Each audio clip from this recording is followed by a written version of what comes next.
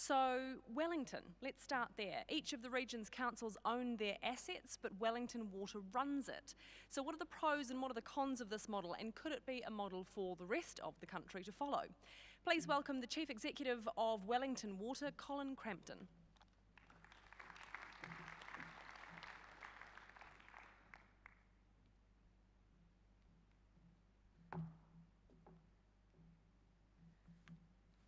Alan, if you are to be our regulator, I'm sure we'll get on all right.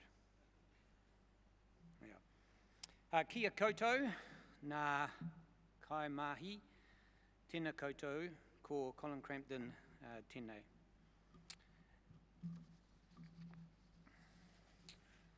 He wai tangata, he wai whenua, he wai rua, he wai ora. 'Tis water, water that joins us, water that necessitates the land, soul of life, and life forever.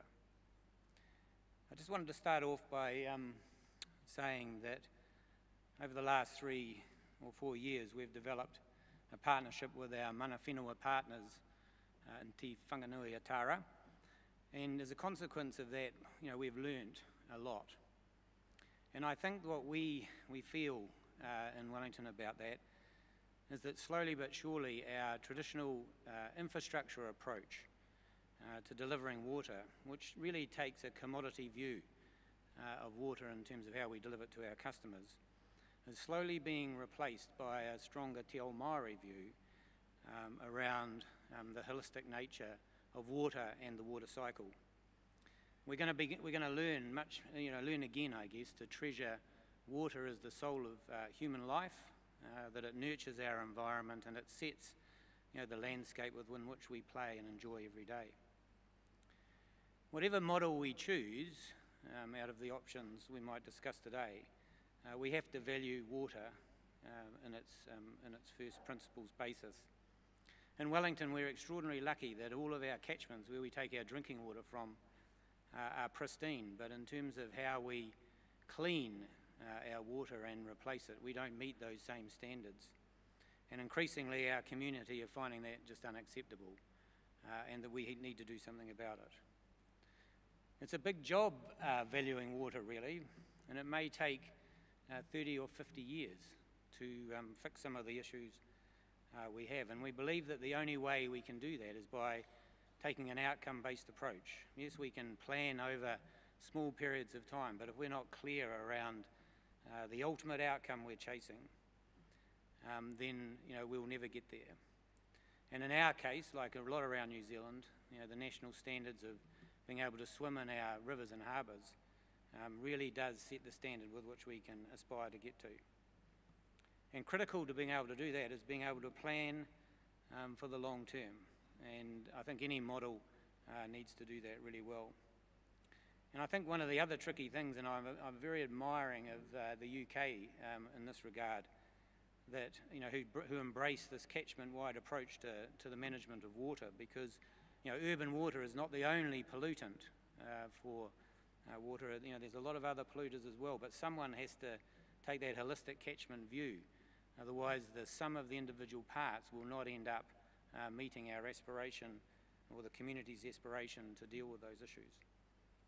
There's a lot of debate over the last 2 or 3 years around 2 or 3 waters, which I just don't think is very helpful at all. From our perspective, it's just the value of water. It's irrelevant. If you don't focus on the water cycle, or you choose to break it, then you don't understand the broader outcomes for which you're trying to achieve.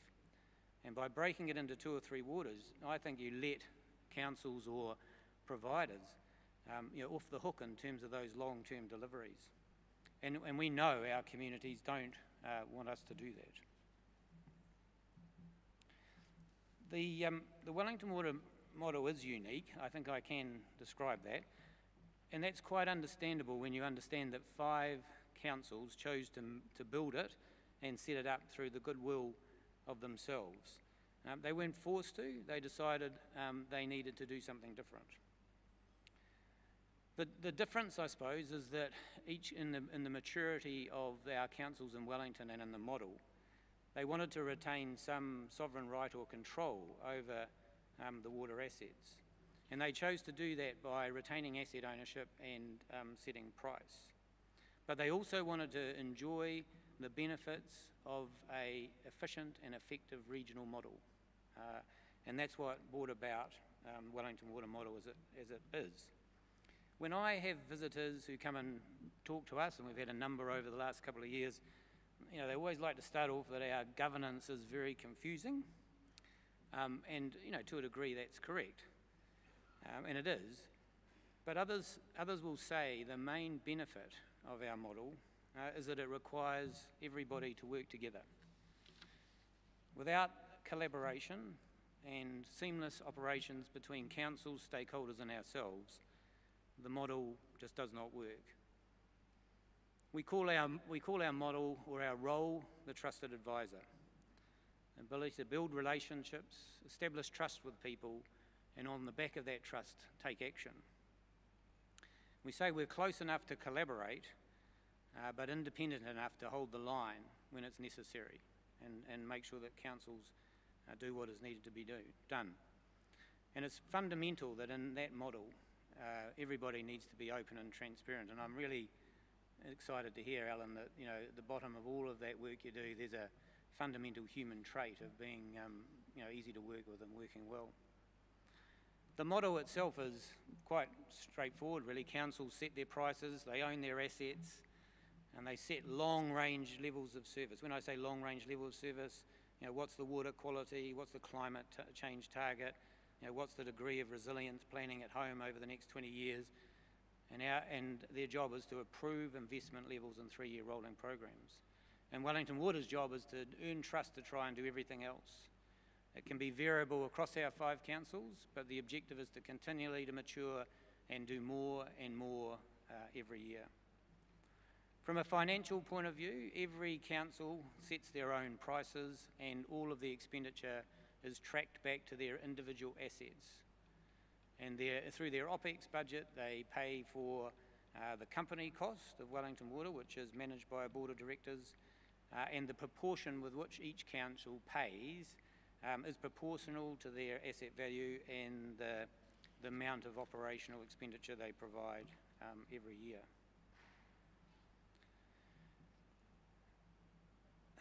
For our trusted advisor model to work, everybody needs to be entering into that way of working.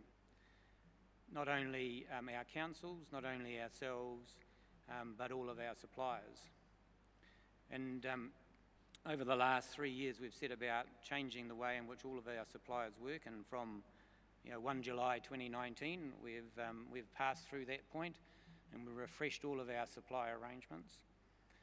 And all of those suppliers have signed up to work with Wellington Water on the basis that they will enter into that trusted advisor model.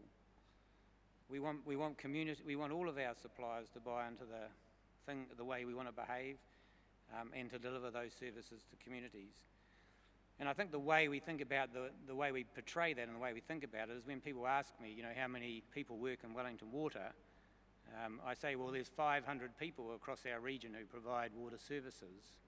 Wellington Water is much smaller than that, but every single one that works for us, we want to be able to feel that they have an empowerment, a sense of ownership of the work we do, so they can work in a peer-to-peer basis with us. And the reason we do that is that some of those challenges that we have, and you've probably got all around the country, for example, swimmable rivers and oceans by 2040, we will never get there by carrying on with the traditional ways of working we do today. So if you can't embrace your supply network to bring creativity and innovation to the table, and we carry on doing the same things we're doing today, there's no doubt in my mind we will not hit the target of that water quality issue going forward. The 2 issues that I wanted to raise that I think is going to be trouble for New Zealand is that the water business in itself has never had a high profile compared to other infrastructure issues, and so continuing to build capability to ensure that we have the smart people in the water sector who can solve these problems. It's pretty skinny, and we've got a lot of work to do there. And of course, that other thing I've just mentioned, which is innovation and finding new ways of doing things. In terms of what we need to promote the best model in New Zealand, as we sit today, I think our board and our councils are very strong supporters of national bottom lines across all of the water cycle.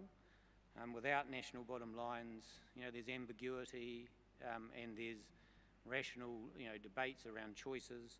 It would just be much easier if we knew what we were going to do. And the second is that if we could get the break down that lack of trust between ourselves in terms of the agencies we work with, and can understand the broader collaborative way of working and how we might be able to deliver services, we'll be much better off. Huri noa, te whare nei, tēnā tātou katoa. Thank you very much for having me. Cheers.